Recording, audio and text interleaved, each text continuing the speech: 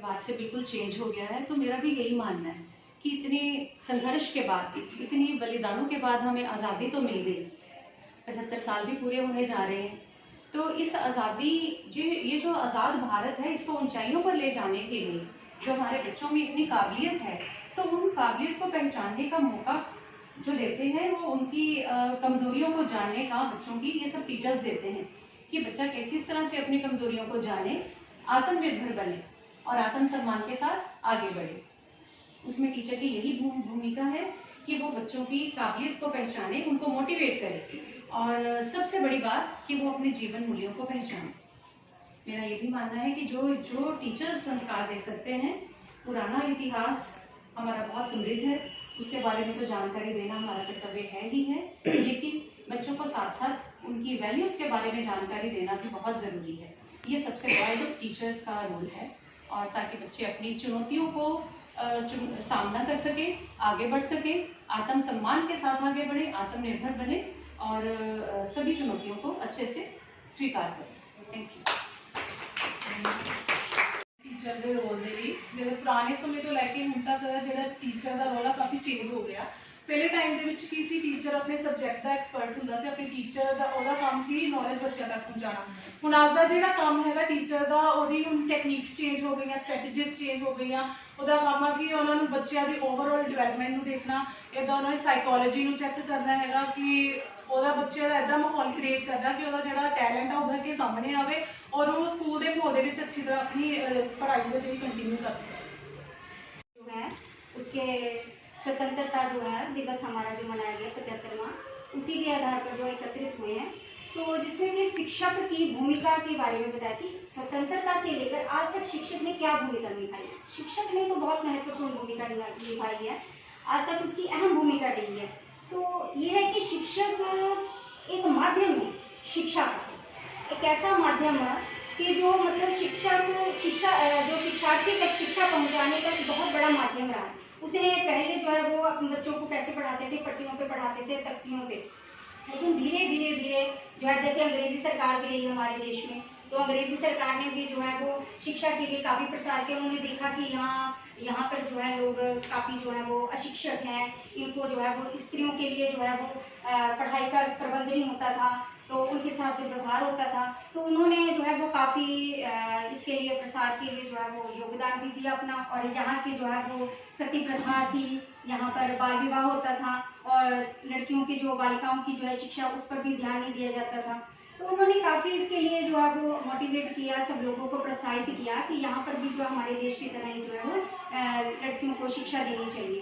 तो फिर हमारे जो है वो समाज सेवी जो है वो आगे आए, राजा राम मोहन राय थे हुए, आगे फिर हमारे महात्मा गांधी हुए हैं, फिर और भी हुए हैं।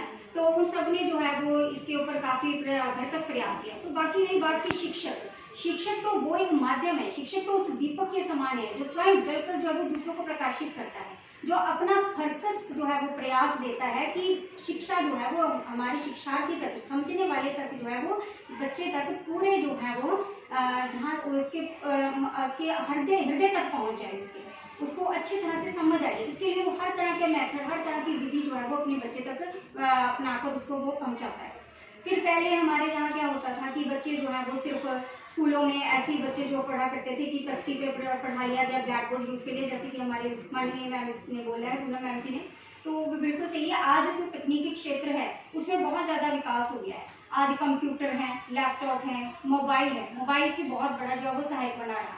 तो तकनीकी शिक्षा जो है उसका बहुत ज़्यादा महत्व रहा है, क्योंकि आज जो हमारा पिछला समय जो है वो महामारी का रहा है, उसके दौरान जो है शिक्षा का जो है वो प्रसार खत्म नहीं हुआ, ना मध्यम पड़ा। क्यों? क्योंकि हमारे पास तकनीकी शिक्षा जो थी, जिसके माध्यम से एक शिक्षक जो है वो शिक्षार्थी तक पहुंचने का जो है वो माध्यम बना हुआ था, तो वो काफ़ी उसके संपर्क में रहा। तो अंत में ये कहा जा सकता है कि शिक्षक जो है वो आज भी जो है इतना भरसक प्रयास करता है जिससे कि अपने शिक्षार्थी तक अपनी शिक्षा को पहुंचाने का, कि वो इसको जो है वो अपने हर भरसक प्रयास से, प्रयत्न से अपने शिक्षक पहुंचाने की हर विधि से, हर माध्यम से, जैसे कि कई अब आज के बच्चे जो हैं वो प्रेजेंट नहीं रहते हैं, उपस्थित नहीं रहते हैं स्कूल में, तब भी वो जो है वो उस तकनीकी शिक्षा के माध्यम से उस तक अपनी जो है वो शिक्षा को पहुंचाने का हर तरह का प्रयास करता है, हर कोशिश करता है, ताकि जो है वो शिक्षा जो है वो मध्यम ना पड़े। तो इन्होंने भी क्या कहा मैम ने, अरुणा मैम ने, कि जो सेवानिवृत्त एक शिक्षक होता है, शिक्षा कभी सेवानिवृत्त नहीं होती है।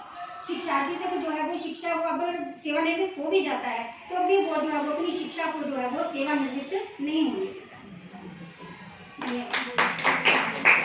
वाइस प्रिंसिपल मैम, अध्यापकगण एवं आप सभी को मेरा हार्दिक अभिनंदन। आज जैसे कि हम सब इकट्ठे हुए हैं अपने आज़ादी के 75वें सालगिरह के अवसर पर, और मुझे आप सभी के सामने बोलने का अवसर मिला है, तो जो हमारा टॉपिक है उसी पे जाते हैं।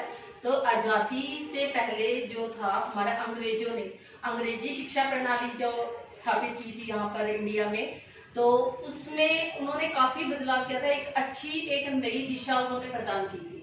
लेकिन अब तक आजादी के बाद से लेकर अब तक शिक्षा के क्षेत्र में हमने बहुत ज्यादा उन्नति की है भारत में, और खासकर इसमें सन 2000 में हमारे केंद्र सरकार ने जो हमारा शुरू किया था, इसमें अपना सर्व शिक्षा अभियान, इसके अंतर्गत 6 से 14 साल तक के बच्चों को हमारे प्राथमिक शिक्षा जो उपलब्ध कराने का उन्होंने बताया कि इस सभी बच्चों को 6 से 14 वर्ष के जितने भी बच्चे हैं उन सबको प्राथमिक शिक्षा जरूर दी जाए।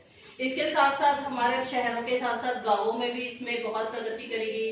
इसके लिए आंगनवाड़ियों की व्यवस्था की गई, जिसमें कि बच्चों को शिक्षा के साथ साथ संतुलित आहार भी प्रदान किया गया।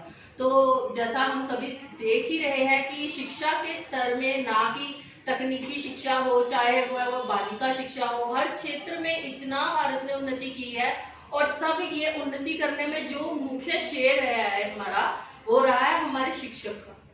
तो जो शिक्षक है वो किसी भी देश या समाज का एक आईना होता है।